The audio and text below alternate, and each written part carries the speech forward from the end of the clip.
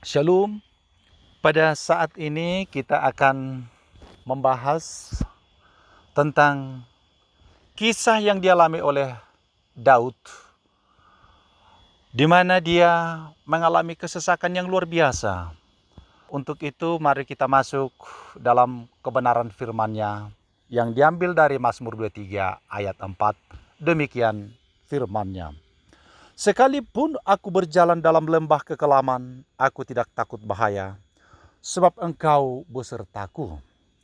Gadamu dan tongkatmu itulah yang menghibur aku.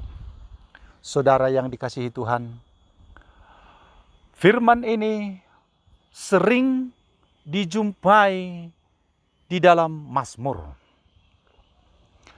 Kisah Daud yang akan kita ulas secara singkat sekarang ini adalah kisah bagaimana dia menjalankan tugas dengan tulus, tetapi sebaliknya orang yang memberi tugas tersebut menaruh dendam, berikhtiar untuk membunuh dia.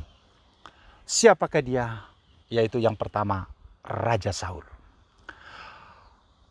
Kisah Raja Saul dan Daud bermula ketika Raja Saul sudah berdosa di hadapan Tuhan dan Tuhan sudah undur daripadanya.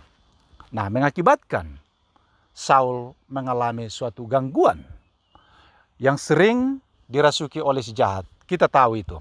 Nah, lalu untuk itu Saul mencari siapa yang bisa, ataupun boleh dikatakan pada zaman itu tabib. Siapa tabib yang bisa membuat dia normal ataupun sembuh, yaitu didapati Daud.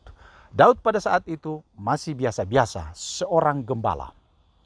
Ketika kepercayaan yang diberikan oleh Raja Saul kepada Daud untuk memimpin pasukan bangsa itu, di mana setiap tugas yang dipercayakan kepadanya, Daud selalu membawa kemenangan yang luar biasa.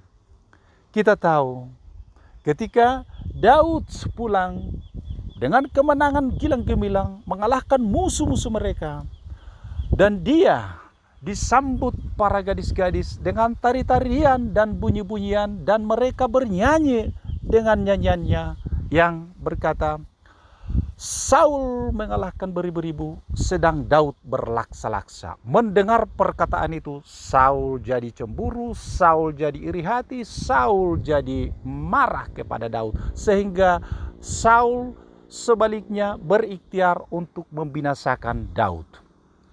Selanjutnya, bagaimana kisah Daud?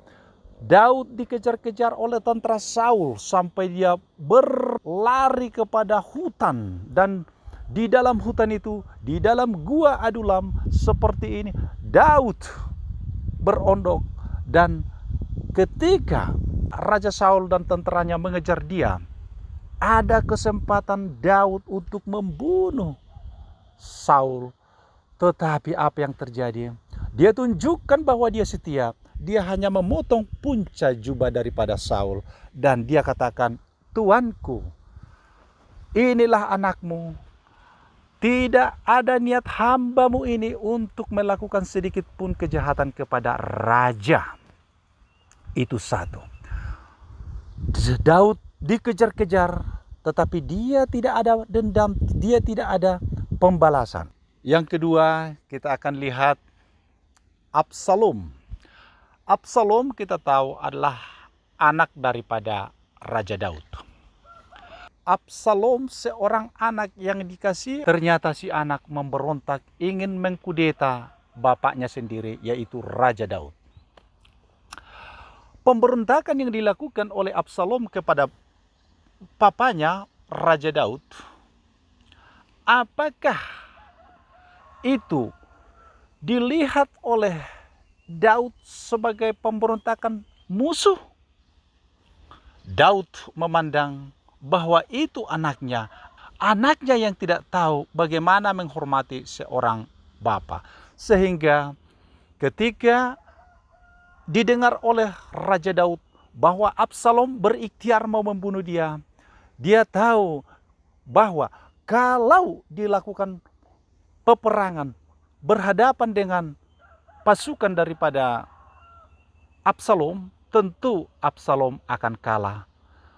Absalom akan dihabisi karena kita tahu bagaimana kisah pengalaman peperangan yang didapatkan oleh Raja Daud. Tetapi Daud memilih dia kabur daripada berhadapan pertumpahan darah dengan anak yang dikasihinya.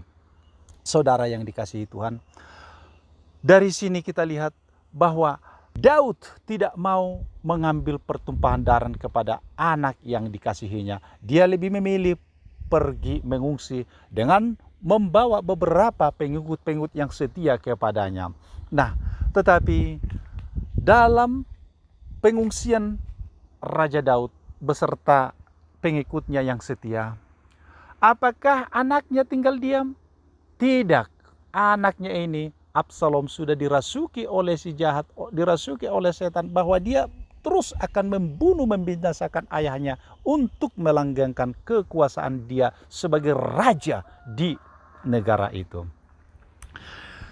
Nah, kita tahu ketika sudah berhadapan tidak bisa lagi dielakkan, harus terjadi peperangan antara pasukan daripada Absalom dengan pasukan daripada Daud. Karena dia bukan lagi dianggap raja, tetapi sudah digulingkan menjadi Daud biasa. Apa pesan Daud kepada laskar tentaranya? Satu pesannya, jangan kamu apa-apakan orang itu. Itu pesannya. Kita tahu dalam peperangan itu apa yang terjadi. Kekalahan terjadi di pihak Absalom. Absalom pun mati. Kasih seorang ayah kepada anak adalah kasih yang tidak bisa diputus. Raja Daud menangis sampai tidak bisa dihiburkan, dia meratapi anaknya yang dikasihi. Saudara yang dikasihi Tuhan, dari kisah ini kita lihat demikianlah kasih Bapa kepada kita. Kasih Bapa yang begitu agung mulia. Yesus Kristus sendiri mati di kayu salib karena kasihnya kepada kita. Nah, saudara-saudara yang dikasihi Tuhan, apa yang mau kita lihat dari kisah 2 tersebut? Pertama, jangan ada dendam. Jangan ada iri hati. Ketika itu sudah masuk, percaya dosa sudah mengintip.